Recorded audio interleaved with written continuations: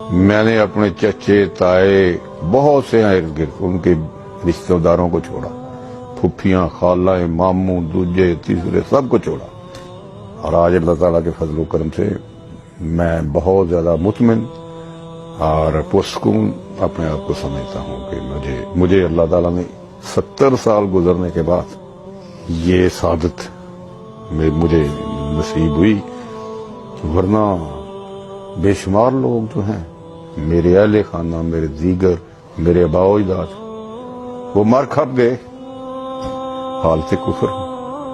اس جماعت کے ڈیمانڈ دو ہیں اپنے ماننے والوں سے، دو ڈیمانڈ ہیں۔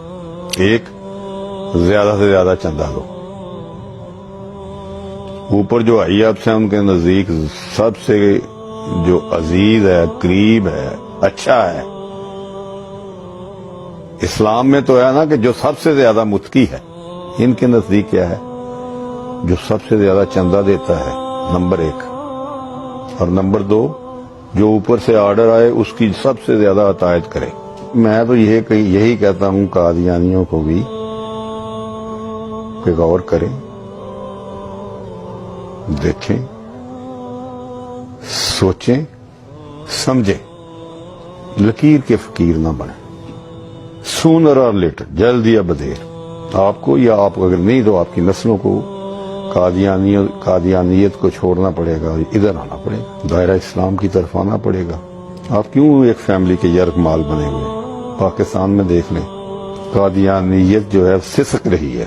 آپ نے کبھی سنا ہے کوئی شخص قادیانی ہوا؟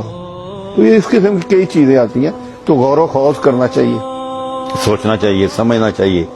ایمان جو ہے اگر فرض کریں آپ کسی کی کل ڈیتھ ہونی ہے، آج وہ ایمان قبول کر لیتا ہے تو یہ بھی اس کا بھلا ہو جائے۔ 19/11/2017 کو میں نے اور میرے فیملی میں کچھ فیملی ممبران نے اس بات کا اقرار کیا اور اعلان کیا کہ حضرت محمد صلی اللہ علیہ وآلہ وسلم اللہ تعالیٰ کے سچے اور آخری نبی ہیں، اور ان کے بعد کوئی نبی نہیں۔ اور جو بھی